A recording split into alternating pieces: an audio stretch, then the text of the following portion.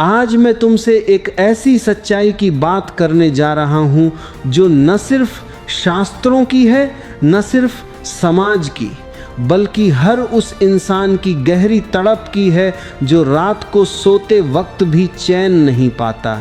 ये तड़प है समृद्धि की। एक साधारण सी छत, भरपेट भोजन, बच्चों को अच्छी पढ़ाई, बीमारी में दवा और सम्मान के साथ जीने की। दुनिया में शायद ही कोई दर्द इससे बड़ा हो कि तुम मेहनत करो, फिर भी हर महीने के आखिर में पैसे खत्म हो जाएं। फिर भी समाज क्या करता है? वो गरीबी को महानता का जामा पहना देता है। कहता है गरीब ही भगवान के सबसे करीब होते हैं, अमीर तो पापी होते हैं।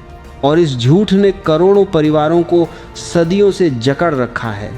आज मैं तुमसे गरुड़ पुराण और हमारे प्राचीन शास्त्रों के उन गहरे रहस्यों की बात करूंगा जो बताते हैं कि गरीबी कोई महानता नहीं बल्कि एक बीमारी है। हाँ, ठीक वैसे ही जैसे शरीर की कोई बीमारी। लेकिन साथ ही वो भी कहूँगा जो आज तक कम लोग खुलकर कहते हैं। इसलिए अगर तुम खुद इस चक्रव्यूह में फंसे हो या तुम्हारे आस पास कोई रोज 2 वक्त की रोटी के लिए जूझ रहा है, तो ये पूरी बात ध्यान से सुनो। शायद आज कुछ ऐसा मिले जो तुम्हारे मन में आशा की एक किरण जगा दे और तुम्हें लड़ने की ताकत दे। मुझे याद है कई साल पहले मैं एक छोटे से गांव गया था। वहाँ एक बुजुर्ग मिले, नाम था रामदास काका। पूरे जीवन खेतों में मेहनत की, लेकिन बुढ़ापे में भी कर्ज में डूबे थे। उनके बेटे शहर में मजदूरी करते थे, फिर भी घर में अक्सर अनाज की कमी पड़ जाती। मैंने उनसे पूछा, काका इतनी मेहनत के बाद भी ये हाल क्यों? वे मुस्कुराए और बोले, बेटा गरीबी कोई भाग्य नहीं, ये एक बीमारी है और बीमारी का इलाज करना पड़ता है, उसे पूजा नहीं बनाना पड़ता। एक अनपढ़ किसान ने वो बात कह दी जो बड़े बड़े विचारक भी घुमा फिरा कर कहते हैं। उसी दिन मुझे लगा कि इस विषय पर गहराई से बात होनी चाहिए। आज इस देश में करोड़ों परिवार गरीबी की इस बीमारी से जूझ रहे हैं। उनके दिल में वो खालीपन है जो शब्दों में नहीं बयां हो सकता। बच्चों को स्कूल न भेज पाने का, बीमार माँ को अस्पताल न ले जा पाने का, या बस एक बार बिना चिंता के अच्छा खाना खाने का। लोग गरुड़ पुराण को सिर्फ मौत का पुराण समझते हैं, लेकिन ये जीवन के हर पहलू पर रोशनी डालता है, कर्म, धन, समृद्धि और अभाव पर भी। भगवान विष्णु और गरुड़ जी के संवाद में गरुड़ जी पूछते हैं, प्रभु कुछ लोग जीवन भर गरीबी में क्यों रह जाते हैं? क्या ये उनकी गलती है या विधाता का लिखा? भगवान विष्णु ने प्रेम से जवाब दिया, हे गरुड़, धन का आना जाना केवल भाग्य से नहीं, कर्मों के संतुलन, ऊर्जा के प्रवाह और सही क्रियाओं से होता है। आइए इसे धीरे धीरे समझते हैं। सबसे पहला और सबसे बड़ा कारण है कर्म बंधन। लेकिन ध्यान रखो, कर्म का मतलब ये नहीं कि तुमने कोई बड़ा पाप किया इसलिए सजा भोग रहे हो। ये सोच बहुत क्रूर है। कर्म ऊर्जा का संतुलन है, जो तुम देते हो वो लौट कर आता है। गरुड़ पुराण में साफ कहा गया है कि कुछ कर्म गरीबी को निमंत्रण देते हैं। पहला, दूसरों का धन छीनना, धोखा देना या कंजूसी से जीना। जो दान नहीं करता, जो ज़रूरतमंद की मदद से मुंह फेर लेता है, उसे भविष्य में अभाव झेलना पड़ता है। दूसरा, आलस्य और मेहनत से भागना। शास्त्र कहते हैं कि जो हाथ पैर मारकर काम नहीं करता, वो धन के द्वार खुद बंद कर लेता है। तीसरा, पूर्वजों का अपमान या परिवार में कलह। जब घर की जड़ें कमज़ोर होती हैं तो लक्ष्मी वहाँ टिकती नहीं। लेकिन एक ज़रूरी बात समझ लो, क्या जो अमीर हैं वे सब पुण्यात्मा हैं? बिल्कुल नहीं। कई लोग धन तो कमा लेते हैं लेकिन उसे गलत कामों में उड़ाते हैं, परिवार को तड़पाते हैं। असली बात है धन का सदुपयोग। गरीबी बीमारी है लेकिन अमीरी भी परीक्षा है। शास्त्र कहते हैं कि हर आत्मा अपने जन्म का माहौल खुद चुनती है। कोई आत्मा गरीबी के घर में इसलिए आती है क्योंकि उसे वहाँ से सीखना है संघर्ष, मेहनत, करुणा। लेकिन इसका मतलब ये नहीं कि तुम हमेशा वहीं रहो। जैसे बीज को उपजाऊ मिट्टी चाहिए, वैसे ही समृद्धि के लिए सही वातावरण चाहिए। अगर घर में रोज झगड़े, नकारात्मकता, आलस्य और डर है तो लक्ष्मी कैसे आएगी? एक नई समृद्ध आत्मा, अवसर, धन, सफलता, विषाक्त ऊर्जा वाले घर में नहीं रुकना चाहती। क्या तुमने कभी महसूस किया है, कुछ घरों में घुसते ही दम घुटता है। वहाँ गरीबी सिर्फ पैसे की नहीं, विचारों की भी है। और कुछ घरों में घुसते ही मन खिल जाता है। वहाँ मेहनत, प्रेम और सकारात्मकता की खुशबू होती है। ये कोई अंधविश्वास नहीं। आज का विज्ञान भी यही कहता है। तनाव, नकारात्मकता और आलस्य शरीर और दिमाग दोनों को बीमार बनाते हैं, जो आगे चलकर अवसरों को मार देते हैं। अब वो बात जो शायद कुछ लोगों को चुभेगी, हमारे समाज में गरीबी को महानता कहकर ग्लोरीफाई किया जाता है। फिल्में, कहावतें, भजन, सब में गरीब को सेंट बना दिया जाता है और अमीर को विलन। लेकिन शास्त्र ये नहीं कहते। वेद में साफ है कि भूख को मौत का कारण नहीं बनाया जाना चाहिए। दान को बढ़ावा दिया गया है ताकि गरीबी कम हो, न कि गरीबी को पूजा जाए। गरीबी कोई बैज ऑफ ऑनर नहीं है। ये एक बीमारी है जो इंसान की क्षमता को कुचलती है, बच्चों के सपनों को तोड़ती है, परिवार को तनाव में डालती है। और इस बीमारी को बढ़ावा देने वाला समाज खुद बड़ा पाप कर रहा है। अगर कोई तुमसे कहे कि गरीबी में ही सुख है, अमीरी पाप है, तो पूछो फिर क्यों देवी लक्ष्मी की पूजा करते हो, क्यों धन की कामना करते हो?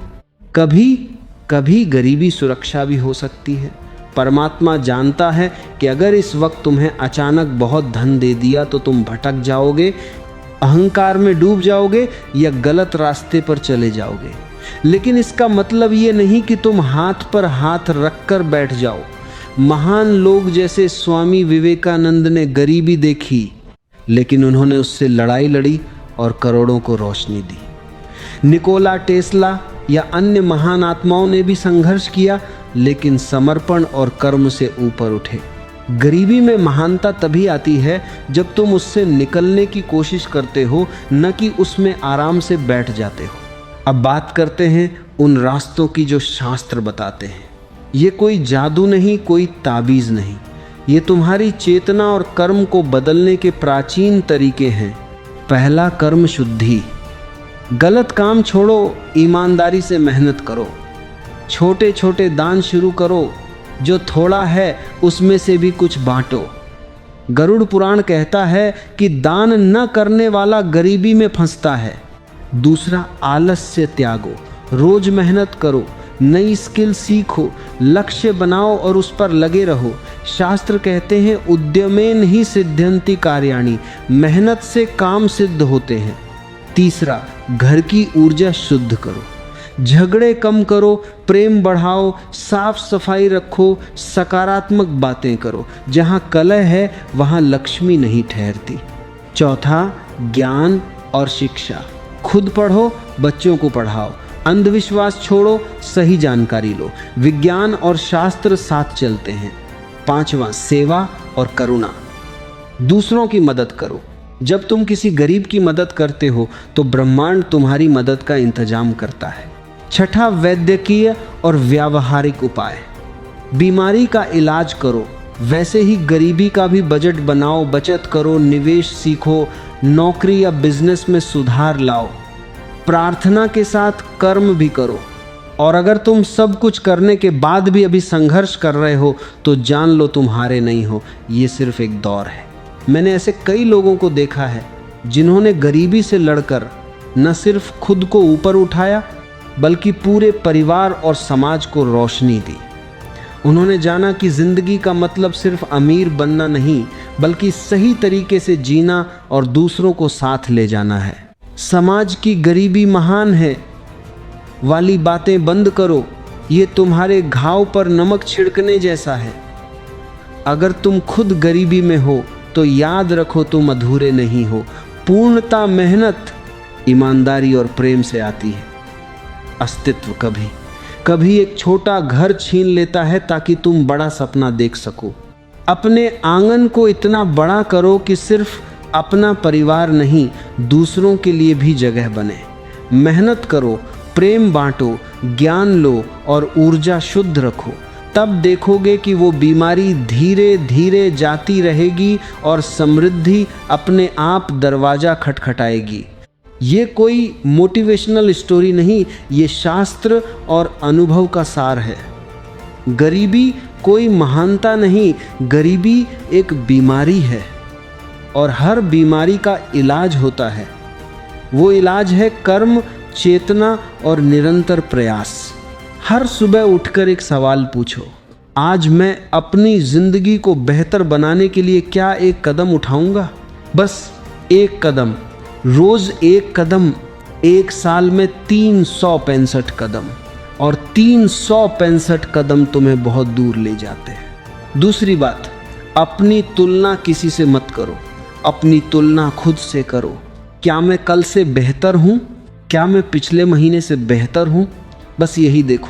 और जब तुम हर रोज थोड़े बेहतर होते हो तो एक दिन तुम बहुत बेहतर हो जाते हो। तीसरी बात, असफलता से डरो मत। गरीब मानसिकता वाले लोग असफलता से इतना डरते हैं कि कोशिश ही नहीं करते। लेकिन सच यह है कि हर सफल इंसान बहुत बार असफल हुआ है। असफलता अंत नहीं है, असफलता एक सबक है, एक ऐसा सबक जो तुम्हें अगली बार और बेहतर बनाता है। चौथी बात, अपने आसपास के लोगों की मदद करो। जब तुम दूसरों की मदद करते हो तो दो चीजें होती हैं, एक, तुम्हें खुशी मिलती है, दो, तुम्हारा नेटवर्क बढ़ता है। और नेटवर्क सबसे बड़ी दौलत है। जिसके पास सही लोग हैं उसके पास हर अवसर है। पांचवी बात, कभी ये मत कहो मैं नहीं कर सकता, हमेशा ये कहो मैं ये कैसे कर सकता हूँ। ये एक छोटा सा बदलाव तुम्हारे दिमाग को सॉल्यूशन की तरफ मोड़ देता है, प्रॉब्लम की तरफ से हटाता है। और आखिरी बात, सबसे ज़रूरी बात, अपने बच्चों को गरीबी की मानसिकता मत दो। उन्हें यह सिखाओ, तुम जो सोचते हो वह बन सकते हो, तुम जो चाहते हो वह पा सकते हो। दुनिया में कोई भी चीज़ असंभव नहीं है, बस सही सोच चाहिए, सही मेहनत चाहिए और सही दिशा चाहिए। ये तीन चीज़ें हों तो गरीबी कोई नियति नहीं, गरीबी एक अस्थायी अवस्था है जो बदल सकती है और बदलेगी। मैं तुम्हें एक आखिरी बात कहना चाहता हूँ जो मेरे दिल की सबसे गहरी बात है। इस देश में करोड़ों लोगों ने इसलिए नहीं सोचा कि उन्हें यह सिखाया गया सोचना पाप है, इसलिए नहीं कोशिश की कि उन्हें यह बताया गया तुम्हारी किस्मत में यही लिखा है, इसलिए नहीं बदले कि उन्हें यह यकीन दिलाया गया कि बदलना संभव नहीं। ये सब झूठ था और आज से इस झूठ को तोड़ने का वक्त आ गया है। गरीबी कोई महानता नहीं है, गरीबी एक बीमारी है और हर बीमारी का इलाज होता है। वह इलाज है सही सोच, सही मेहनत, सही दिशा। और ये तीनों तुम्हारे अंदर हैं, बस जगाने की ज़रूरत है।